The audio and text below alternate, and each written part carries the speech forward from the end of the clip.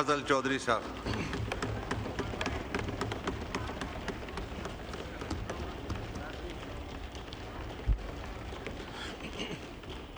بسم اللہ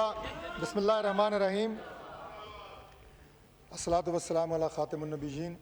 بہت شکریہ جناب ڈپٹی اسپیکر کہ آج آپ نے مجھے بجٹ کے حوالے سے ایوان میں گفتگو کرنے کا موقع دیا. جناب اسپیکر، میں اپنی گفتگو کا آغاز آج جو ہمیں اطلاع ملی جس طرح اسرائیل نے ایران کے اوپر ایک بے ایمانہ حملہ کیا، ایران کی خود مختاری کو وائلیٹ کیا، انٹرنیشنل قوانین کو وائلیٹ کیا، اس کی ہم بھرپور انداز سے مذمت کرتے ہیں. اور پاکستان کی عوام ایران کے ساتھ کھڑی ہے، پاکستان کی گورنمنٹ ایران کے ساتھ کھڑی ہے، اور اس بزدلانہ حملے کی جتنی بھی مذمت کی جائے وہ کم ہے. جناب اسپیکر، لیڈر آف اپوزیشن نے بجٹ کے حوالے سے اپنی ابتدائیہ گفتگو میں کچھ سیاسی گفتگو کی، پاکستان کی سیاسی صورتحال، پاکستان کی سیکیورٹی سچویشن، اور اس کے بعد بجٹ کے جو اعداد و شمار ہیں وہ کچھ تروڑ مروڑ کے پیش کیے. میں ان دونوں حوالوں سے جواب دینا کی کوشش کروں گا، لیکن میں حیران اس بات پہ ہوں کہ لیڈر آف اپوزیشن نے بجٹ سے زیادہ اور اعداد و شمار سے زیادہ جو فوکس رکھا وہ خچروں اور گدھوں کی افزائش اور ان کی نفسیات اور ان کی تعداد کے حوالے سے انہوں نے بہت فوکس کیا. میں ریکارڈ کی درستگی کے لیے عرض کرنا چاہتا ہوں، ساتھ ہی انہوں نے فرمایا کہ گدھوں کی تعداد میں اضافہ ہوا ہے. یہ بات انہوں نے اپنی تقریر میں 5 دفعہ سے زائد کی. تو میں ریکارڈ درست کرنے کے لیے یہ بات کہنا چاہتا ہوں کہ انہوں نے یہ نہیں فرمایا کہ کس صوبے میں گدھوں کی تعداد میں اضافہ ہوا ہے. پنجاب میں کم از کم نہیں ہوا، یہ میں نے ویریفائی کر لیا ہے. پنجاب میں نہیں ہوا، باقی کس صوبے میں ہوا ہے یہ اپنی بعد میں وہ وضاحت کریں. دوسری بات یہ ہے جی کہ اس وقت جو ماحول پاکستان میں ہے اور جس صورتحال سے ہم گزر رہے ہیں، اپوزیشن لیڈر آپ بات سن لیں نا، تھوڑا آپ بھی برداشت کر لیں. کوئی نہیں ہم آپ 4 گھنٹے آپ کی تقریر سنی ہے. بولے آپ کنٹینیو کریں. طارق فضل تھوڑا تسی بھی برداشت کر لو. اب 4 گھنٹے آپ کی تقریر سنی ہے یار، کیا نو کراس ٹاک. میں نے کہا 4 گھنٹے آپ چودھری صاحب نو کراس ٹاک آپ ایڈریس کریں. دوسری سر گزارش یہ ہے کہ ہمارا ملک اس وقت جس سیاسی صورتحال سے گزر رہا ہے اس میں سب سے زیادہ ضرورت اس بات کی ہے کہ ملک کے اندر سٹیبلٹی لائی جائے، ملک کے اندر ایک آپ کو اتحاد کی کیفیت نظر آئے، اور آپ بحیثیت ایک قوم پوری دنیا کے سامنے بند مٹھی کی طرح نظر آنے چاہیے. سیاست ہوتی ہے سیاسی میدان میں، لیکن ہماری جو اپوزیشن ہے اس کا سب سے بڑا المیہ یہ ہے کہ انہیں یہ نہیں پتا کہ ان سے غلطی کہاں ہوئی ہے. ان سے غلطی وہاں ہوئی ہے جناب اسپیکر کہ یہ سیاست سیاسی میدان میں کرنے کی بجائے ریاست سے انہوں نے لڑائی کا آغاز کیا، ریاستی اداروں سے لڑائی کا آغاز کیا، اور آج بھی یہ اسی ڈگر پہ آگے بڑھ رہے ہیں. جناب اسپیکر، میں اس بات پہ بھی بڑا حیران ہوں کہ لیڈر آف اپوزیشن نے متعدد دفعہ انہوں نے عمران خان صاحب کی بہادری کے قصے جو ہیں ان کا ذکر کیا، اور ہماری طرف اشارہ کر کے کہا کہ جناب انہوں نے فیصلہ کرنے میں تاخیر کی. خاص طور پہ جو بھی پہلگام واقعے کے بعد پاکستان انڈیا میں کانفلکٹ ہوا، اس میں جس سرعت کے ساتھ اور ودن سیکنڈز جو پاکستان نے رسپونڈ کیا، جسے پوری عالمی دنیا نے دیکھا، اس کے حوالے سے بھی انہیں کوئی شک ہے آج تک. میں حیران ہوں کہ میں نے پہلا پاکستانی دیکھا ہے کہ مجھے ان کی حب الوطنی پہ کوئی شک نہیں ہے، لیکن میں حیران ہوں کہ پہلا پاکستانی دیکھا ہے کہ جو پاکستان کے انڈیا کے خلاف 10 مئی کا جو ایک انتہائی زبردست اور ایک آپ یہ کہیں کہ زناٹے دار جواب تھا، اس پہ بھی انہیں کوئی شک ہے. اور تعریف یہ اس عمل کی کر رہے ہیں کہ جب پلوامہ کے بعد یہاں بیٹھے ہوئے لیڈر آف اپوزیشن نے پرائم منسٹر کو کہا کہ جناب اس پہ ایکشن کریں، تو یہاں میرے سامنے جو کرسی ہے اس وقت جو وزیر اعظم یہاں بیٹھا تھا اس کے الفاظ تھے کہ میں کیا کروں، میں انڈیا پہ حملہ کر دوں. یہ الفاظ تھے اس وقت کے وزیر اعظم کے، جن کی بہادری کے قصے بیان کیے جا رہے ہیں، اور ہمیں کہا جا رہا ہے کہ جناب آپ ذرا اپنے طرز عمل پہ غور کریں. جناب اسپیکر، مجھے اس پہ اگر آپ اجازت دیں تو واقعہ یاد آیا. ظاہر ہے اپنے سے وابستہ ہر چیز کی بندہ تعریف کرتا ہے. ایک شخص تھا، اس کا والد جو ہے وہ چور تھا. اب وہ قصہ بیان کر رہا ہے اپنے والد کا, کہتا ہے ابا حضور, ابا بیشتی چوری کرنے کے لیے فلاں کے گھر گئے, وہ آگے بے ایمان اپنے گھر میں نماز پڑھ رہا تھا اور جاگ رہا تھا. جو اپنے گھر میں نماز پڑھ رہا ہے وہ بے ایمان ہے. ابا حضور بیشتی ہیں, وہ چوری کرنے کے لیے تشریف لے گئے. تو خدا کے لیے حقائق کو اتنا تروڑیں مروڑیں جو کہ ڈائجسٹ ہو سکے, جو ہضم ہو سکے. جناب چیئرمین, میں گزارش کروں گا کہ آج میں نے کیوں کہا کہ آج آپ کو اتحاد کی ضرورت ہے, اور آج آپ کو جس سچویشن سے آپ گزر رہے ہیں وہ سچویشن کیا ہے. بنیادی طور پہ میں لمبا اس وقت نہیں لوں گا, لیکن اس کا بار بار ذکر کرنا ضروری ہے کہ جو 22 اپریل کو پہلگام کا واقعہ ہوتا ہے, اور اس کے بعد جس طرح وہاں پہ ایک ذہنیت مودی کی شکل میں موجود ہے جو کہ ہندواتا کی ذہنیت ہے, انہوں نے جب ایسکلیشن وہاں پہ انڈیا میں اتنی زیادہ کر دی تو ہمیں پتہ تھا کہ انڈیا نے جو ہے وہ پاکستان پہ حملہ کرنا ہے, جس کے لیے ہم ہمہ وقت تیار تھے, ہماری افواج پاکستان ہمہ وقت تیار تھیں. اور 6 اور 7 مئی کے درمیان جب انڈیا نے حملہ کیا تو ہمارے شاہینوں نے وہ تاریخ رقم کی اللہ تعالیٰ کے فضل سے اور اللہ کی مدد سے, جو آج پوری دنیا کے لیے ایک ٹیسٹ کیس بنا ہوا ہے. 3 سے 4 رافیل طیاروں کا گرانا, ان کے دفاعی سسٹم کو جام کرنا, اور اس کے ساتھ ساتھ سائبر وار کے ذریعے انہیں شکست دینی, یہ ایک ایسی تاریخ تھی کہ جو آج دنیا اس پہ سٹڈی کر رہی ہے. اور اس کے بعد جب 9 مئی کی رات کو انہوں نے دوبارہ رات کی تاریکی میں ہمارے ایئر بیسز پہ حملہ کیا, تو اس کے بعد جو جواب آیا 10 مئی کی صبح نعرہ تکبیر اللہ اکبر کی گونج میں, اس کے بعد انڈیا کے راجوڑی سے لے کے پٹھان کوٹ تک ایک ایک ایئر بیس کے اوپر جو حملہ کیا گیا, اور ہماری ایئر فورس نے دوبارہ اللہ تعالیٰ کے فضل سے ظہیر بابر سدھو صاحب ایئر چیف کی کمانڈ میں اور فیلڈ مارشل عاصم منیر صاحب کی قیادت میں جو افواج پاکستان کا رسپانس تھا, اللہ تعالیٰ نے نہ صرف ان کا, پاکستان کی سیاسی قیادت کا, پاکستان کے ایک ایک شہری کا, پوری قوم کا, اور پاکستان کا سر پوری دنیا میں فخر سے بلند کیا. آج جب ہمارے دوست جو پاکستان سے باہر پاکستان آتے ہیں, خدا گواہ ہے کہ میں آپ کو سچ بتا رہا ہوں کہ وہ کہتے ہیں کہ اگر ہم کسی جگہ کے اوپر یورپ میں کسی اور ملک میں امیگریشن پہ اگر اپنا پاسپورٹ دیتے ہیں, جو آج اسی ایوان میں نے 2 مہینے پہلے کھڑے ہو کے جواب دیا تھا کہ پاکستان کے سبز پاسپورٹ کو کیسے عزت دی جا سکتی ہے, تو میں نے جواب دیا تھا کہ وہ ہمیں اپنے کردار سے دینی پڑے گی, اپنے عمل سے دینی پڑے گی. پاسپورٹ پہ رنگین تصویریں چھاپنے سے یا اس کو کلر برائٹ کرنے سے عزت نہیں ملتی. آج اللہ تعالیٰ کا شکر ہے کہ 10 مئی کے بعد, جو میں اکثر کہتا ہوتا ہوں کہ ایک نیا پاکستان جو ہے وہ معرض وجود میں آیا. آج جب پاکستان کا سبز پاسپورٹ دنیا کی کسی امیگریشن کے اس پہ کاؤنٹر پہ جاتا ہے تو وہ کہتے ہیں کہ Pakistan is a brave country and you are a brave nation. یہ وہ عزت ہے جو اللہ نے آپ کو دی ہے. اور آگے جس طرح ایک ٹیسٹ کیس میں نے کہا کہ ہم نے پوری دنیا کے لیے چھوڑا ہے, تو ایک ٹیسٹ کیس ہمارے لیے بھی موجود ہے کہ ہم نے اب آگے کیسے بڑھنا ہے. ہم نے پاکستان کی اس عزت کو اور اپنی قوم کی اس وحدت کو برقرار کیسے رکھنا ہے. جناب اسپیکر, اس وقت انڈیا میں جو صورتحال ہے, نریندر مودی جو RSS ذہنیت کا ایک شخص ہے جو کہ 100 سال پہلے معرض وجود میں آتی ہے, اور ہندواتا جب تک ہمارے نیبرہڈ میں موجود ہے یہ کانسیپٹ اور یہ تحریک اور یہ تھیری, اس وقت تک اس خطے میں امن کو شدید خطرات لاحق ہیں نریندر مودی کی شکل میں. اور پاکستان اس سے پہلے بھی امن کا گارنٹر تھا, اور آج بھی اس خطے میں ہمیشہ ہم امن کی بات کرتے ہیں. لیکن یہ بات ہم بار بار انڈیا کو اور پوری دنیا کو بتاتے رہے ہیں, آج بھی بتا رہے ہیں کہ اگر دوبارہ انڈیا کی طرف سے کوئی جارحیت ہوئی, انشاءاللہ تعالی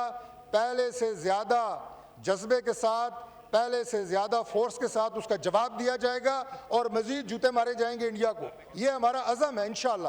پاکستان کی قوم کا, پاکستان کی افواج کا, اور ہمیں غافل نہیں رہنا. میں یہ بات بھی ضرور عرض کرنا چاہتا ہوں کہ جو انڈیا میں نے آپ کو ماحول بتایا, ہندواتا اپنی جگہ پہ, لیکن آج جو انڈیا کا میڈیا ہے وہ مودی سے سوال پوچھ رہا ہے, آج انڈیا کی جو اپوزیشن ہے وہ مودی سے سوال پوچھ رہی ہے. تو یہ جو ماحول انڈیا میں بنا ہوا ہے, ہمیں اگلے چند ہفتے میں, چند مہینے میں, اگر انہوں نے مزید کوئی غلطی کرنے کی کوشش کی, ہم انشاءاللہ تعالی اس کے لیے تیار ہیں. اور یہ بات ذہن میں رکھنی چاہیے کہ ابھی فائر بندی ہوئی ہے, جنگ بندی نہیں ہوئی. یہ بار بار اس بات کا ذکر کرنے کا مقصد آج عوام میں یہ ہے کہ ہم جس ماحول کی بات کر رہے ہیں کہ ہم نے ایک قوم اور ایک سیسا پلائی ہوئی دیوار کی طرح کھڑے رہنا ہے اور اس کا جواب دینا ہے, یہ ماحول بنانا بڑا ضروری ہے. جناب اسپیکر, بنیان المرصوص آپریشن ختم ہو گیا ہے, مارکہ حق ابھی جاری ہے اور اس کی تیاری ہم نے کرنی ہے. میں جناب اسپیکر اس کے ساتھ ساتھ آپ کو یہ بھی عرض کرتا چلوں کہ جہاں قوم کی اتحاد کی بات کر رہے ہیں وہاں ہم یہ بھی دیکھیں کہ یہاں جو پاکستان کے اندر فتنے جن کا ہمیں سامنا ہے، فتنہ الخوارج، فتنہ الہندوستان، اور تیسرا فتنہ ہم خود اپنے ہاتھ سے پیدا کرتے ہیں، وہ ہے فتنہ السیاست، جس کی جھلک آپ کو آہستہ آہستہ پھر دوبارہ نظر آ رہی ہے۔ اور ان فتنوں کے خلاف ایک مؤثر حکمت عملی کے ذریعے جو ہمارے ریاستی اداروں نے، سیکیورٹی کے اداروں نے اور افواج نے جو رسپانس دیا ہے انڈیا کا پاکستان پہ حملہ کرنے کی، ایک بڑی وجہ یہ بھی تھی چونکہ ہم آہستہ آہستہ ان لوگوں کو اس حد تک کارنر کر چکے ہیں، اس حد تک ان کو ہم کاؤنٹر کر چکے ہیں کہ جو انڈیا جس کے یہ آگے پراکسی ہیں سارے، وہ پریشان ہے۔ لیکن ہم انشاءاللہ پاکستان میں یہ جتنی انڈیا کی پراکسیز ہیں، میں آگے اس پہ بات کروں گا، ان کو انشاءاللہ کیفر کردار تک پہنچائیں گے۔ معزز لیڈر آف اپوزیشن نے جو بات کی، میں آگے اس پہ بات کروں گا کہ کے پی میں جناب خدا نخواستہ فوکس کیا جا رہا ہے۔ جناب اسپیکر، دہشت گردی کہاں ہونی ہے، اس سائٹ کا اور اس جگہ کا تعین دہشت گرد کرتے ہیں، سیکیورٹی کے ادارے نہیں کرتے۔ جہاں جہاں دہشت گردی ہوگی وہ پاکستان کا پہلی بات تو یہ ہے کہ کوئی بھی صوبہ دہشت گردی سے محفوظ نہیں ہے۔ دارالخلافہ سمیت میں آپ کو اسلام آباد کے داد و شمار دے سکتا ہوں کہ یہاں کتنی سیکیورٹی اداروں کی، پولیس کی، سیولینز کی یہاں کتنی شاتیں ہوئی ہیں، ہر صوبے میں، گلگت بلتستان ہو، آزاد کشمیر ہو۔ لیکن جہاں جہاں دہشت گردی زیادہ ہوتی ہے وہاں پہ ظاہر ہے دہشت گردوں کے خلاف آپریشن کیا جاتا ہے، اور جیسا میں نے پہلے کہا کہ آخری دہشت گرد کے خاتمے تک انشاءاللہ تعالی یہ آپریشن جو ہے یہ جاری و ساری رہے گا۔ جناب اسپیکر، میں اس کے ساتھ ساتھ ایک اور بات جو بار بار اکنامک ریفارمز کی بات کرتے ہیں لیڈر آف اپوزیشن، تو میں یہ عرض کروں گا کہ یہ ایک ایسی شخصیت کی پاکستان دوستی اور اکنامک ریفارمز میں ان کی دلچسپی کے حوالے سے گفتگو کرتے ہیں۔ یہ وہ شخصیت ہے کہ جنہوں نے پاکستان میں، ابھی یہ تقریر کے آخر میں فرما رہے تھے کہ ریمیٹنسز میں جناب انہوں نے اضافہ کیا اور ایسی ریفارمز کی کہ جس کے نتیجے میں پاکستان میں زر مبادلہ کی ترسیلات زیادہ ہوئی ہیں۔ میرا خیال یہ ہے کہ یہ یاد کرانا انہیں بھی اور عوام کو بھی ضروری ہے کہ وہ شخصیت ہیں جن کا نام بانی پی ٹی آئی ہے، کہ جنہوں نے شد و مد کے ساتھ بیرون ملک مقیم پاکستانیوں کو منع کیا کہ پاکستان میں آپ لیگل طریقے کے ساتھ زر ترسیلات مت بھیجیں، اور اس کے لیے آپ جو چور دروازہ ہے، جو بلیک منی جسے ہم کہتے ہیں، اس دروازے سے آپ جو ہے وہ زر ترسیلات پاکستان میں بھیجیں۔ اور جناب اسپیکر، اس کا نتیجہ کیا ہوتا ہے؟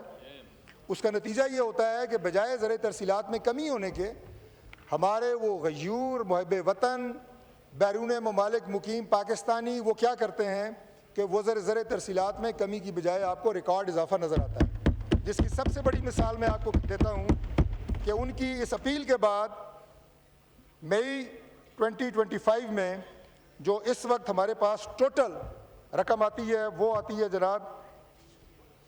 34.9 بلین، اور اس کے ساتھ ساتھ جس مہینے میں انہوں نے کہا جناب کہ مارچ 2025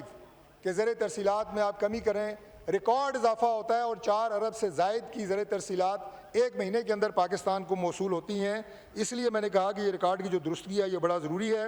اور اس کے ساتھ ساتھ جناب اسپیکر، میں یہ بھی عرض کرتا چلوں کہ جو ریفارمز موجودہ دور حکومت میں، چاہے وہ اوورسیز کے حوالے سے ہوں، کیونکہ ہماری یہ پوری کوشش ہے کہ پاکستان کے اندر ایک ایسا ماحول دیا جائے، سب سے پہلے یہاں پہ سیکیورٹی کے حالات، امن کے حالات، انویسٹمنٹ کے حالات اتنے بہترین بنائے جائیں کہ بیرون ممالک سے سرمایہ بھی آئے، اور ہمارے جو وہاں بیرون ممالک مقیم اوورسیز پاکستانیز ہیں وہ پاکستان کے اندر انویسٹمنٹ کریں۔ اور اس کے لیے جو پہلی انٹرنیشنل اوورسیز کانفرنس کا انعقاد کیا گیا، اللہ تعالیٰ کے فضل سے جو عزم، جو کمٹمنٹ اوورسیز پاکستانیز کی وہاں دیکھنے میں آئی، وہ پاکستان کے لیے میں سمجھتا ہوں کہ ایک بہت بڑی امید ہے۔ اور اس کے ساتھ ساتھ جو پاکستان کی تاریخ میں پہلی مائنز اینڈ منرلز کانفرنس کا انعقاد کیا گیا، اور اس کے ساتھ ساتھ جناب اسپیکر جو پاکستان میں پہلی مائنز اینڈ منرلز کانفرنس کا انعقاد کیا گیا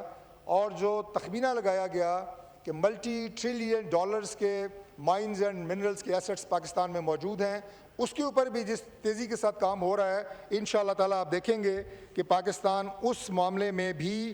بے مثال ترقی کرنے جا رہا ہے۔ جناب اسپیکر، میں بجٹ کے حوالے سے یہ عرض کروں گا کہ بجٹ جو ہے یہ غیر معمولی حالات میں بنایا گیا ہے، اس میں کسی کو کوئی شک نہیں ہونا چاہیے. اور بجٹ کی جو فگرز ہیں انہیں فج کر کے تروڑ مروڑ کے آپ ایسی ایک روزی پکچر ضرور پینٹ کر سکتے ہیں کہ جس سے عوام کی آنکھوں میں بھی دھول جھونکی جائے اور اس کے بعد پاکستان کی معیشت کے ساتھ بھی ایک کھلواڑ کیا جائے. جناب اسپیکر، ہم نے وہ بالکل نہیں کیا. ہم نے بالکل عین حقائق کے مطابق جو فگرز تھے، جن مشکلات کا شکار اس وقت معاشی طور پہ پاکستان ہے، وہ ساری کی ساری سامنے رکھی ہیں. پرائم منسٹر شہباز شریف صاحب نے جب بھی اپنی تقریر کی پاکستان میں معیشت کے حوالے سے، ہمیشہ انہوں نے فیکٹ پہ بات کی، ہمیشہ انہوں نے ان دشواریوں کا ذکر ضرور کیا، ہمیشہ یہ بتایا کہ آئی ایم ایف کے ساتھ ہم مجبوری کے تحت جس معاہدے کے اندر اس وقت موجود ہیں، ہماری یہ پوری کوشش ہے کہ انشاءاللہ اگلا بجٹ جو ہے وہ ہم آئی ایم ایف کے بغیر بنائیں. یہ ہماری کمٹمنٹ انشاءاللہ تعالیٰ اپنے دل، اپنے ضمیر اور آپس میں موجود ہے اور انشاءاللہ اسے پایا تکمیل تک بھی ضرور پہنچائیں گے. لیکن جب آپ معاہدے کے ساتھ ہوتے ہیں تو کچھ آپ کی مجبوریاں بھی ہوتی ہیں.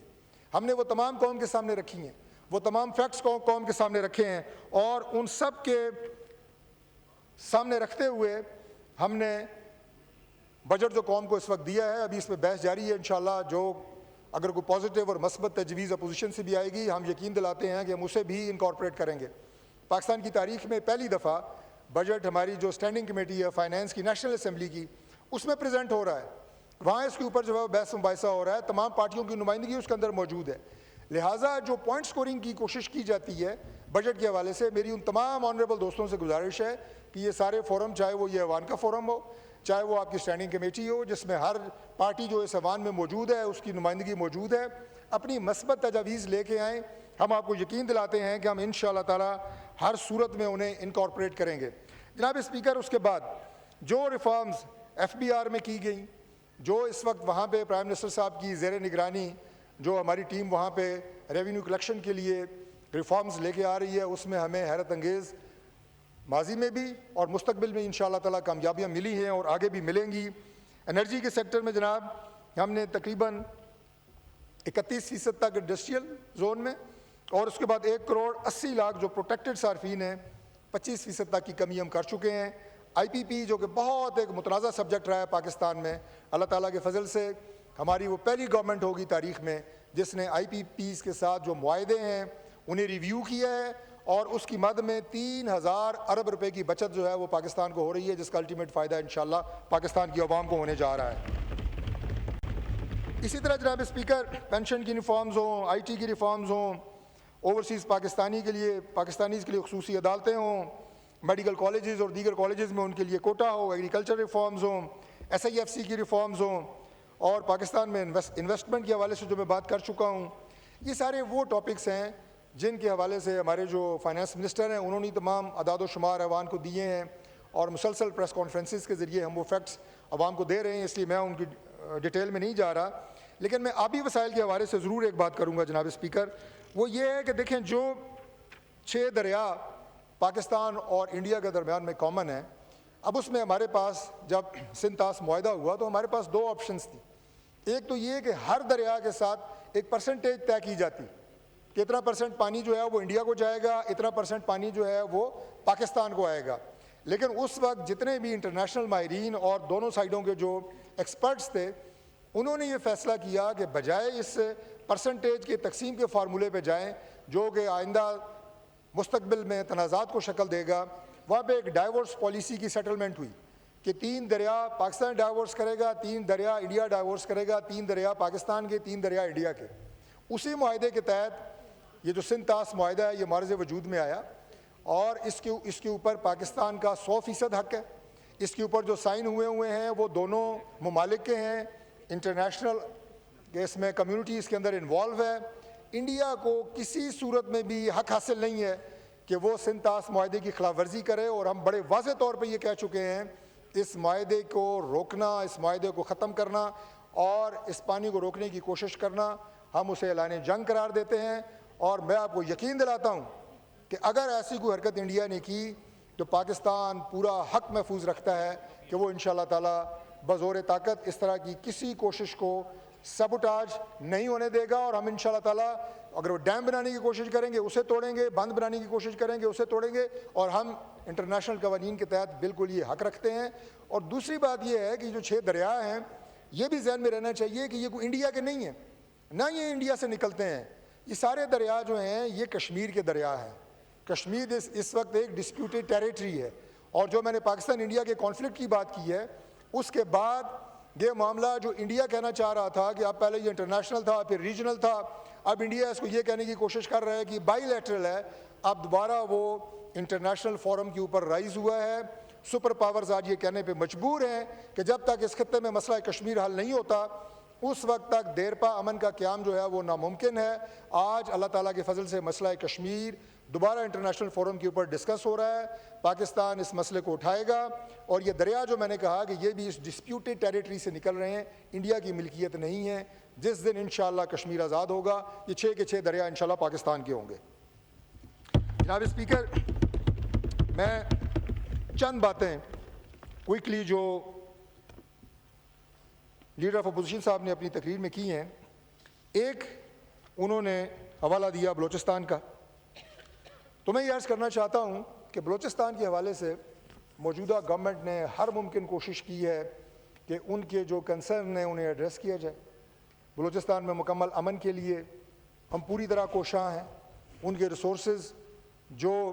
صوبوں کے درمیان وسائل کی تقسیم کار کا ایک طریقہ کار ہے، اور جو ریسورسز کسی بھی صوبے سے نکلتے ہیں ان کا کیا معاملہ ہے مرکز کے ساتھ، میں اس کی تفصیل میں نہیں جاؤں گا. جو رائٹ بلوچستان کا ہے وہ اسے ملے گا انشاءاللہ تعالی، ہم اس کے لیے ڈٹرمنڈ ہیں. اور ابھی آپ کو یاد ہوگا کہ چند ہفتے پہلے پیٹرول کی انٹرنیشنل قیمتوں میں کمی ہوئی. اگر وہی کمی ہم پاکستان میں امپلیمنٹ کرتے تو وہ سارا فائدہ پاکستان کی عوام کو جانا تھا. لیکن مشاورت کے بعد پرائم منسٹر نے یہ فیصلہ کیا کہ 15 دن کے لیے ہم اس کمی کو نہیں کریں گے، ریٹ کو برقرار رکھیں گے، اور اس سے ہمیں فائدہ طاہر صاحب کتنا ہوا 300 ارب بلوچستان کے لیے جو ہم نے دیا 300 ارب کا فائدہ ہوا اس ریٹ کو برقرار رکھنے کا 15 دن کے لیے. اور وہ 300 ارب روپیہ کہاں گیا؟ وہ بلوچستان کے صوبے کو پورے پاکستان کی قوم کی طرف سے تحفہ گیا. اور ان کی جو ہے وہاں پہ جو موٹر وے طرز کی سب سے بڑی ہائی وے جو ہے وہ بننے جا رہی ہے، اور وہ انشاءاللہ تعالیٰ اس پہ کام جو ہے بہت جلد شروع ہو رہا ہے. اس بجٹ میں بھی آپ دیکھیں گے بلوچستان کے لیے کیا کیا جا رہا ہے. اور اس کے ساتھ میں یہ بھی عرض کرتا چلوں کہ یہاں پہ ایک ایسی بھی شخصیت تھی، ایک ایسا بھی پرائم منسٹر تھا کہ جب وہاں پہ دہشت گردی ہوتی ہے، ہزارہ قبائل کے لوگ اپنی پیاروں کی لاشیں رکھ کے بیٹھے ہوتے ہیں، تو پرائم منسٹر کہتا ہے یہ مجھے بلیک میل کر رہے ہیں، میں ان کے پاس نہیں جاؤں گا. یہ بھی پرائم منسٹر پاکستان میں رہے ہیں نا، جو آج بہت درد کے ساتھ بلوچستان کی بات کرتے ہیں. جناب اسپیکر، ہماری یادداشت جو ہے وہ زیادہ کمزور نہیں ہے. اس کے ساتھ ساتھ میں یہ عرض کرتا چلوں کہ بی ایل اے کی بات ہوئی. جناب اسپیکر، بی ایل اے میں بڑے دو ٹوک الفاظ میں کہہ رہا ہوں کہ وہ ایک انڈین فنڈڈ ان کی پراکسی ہے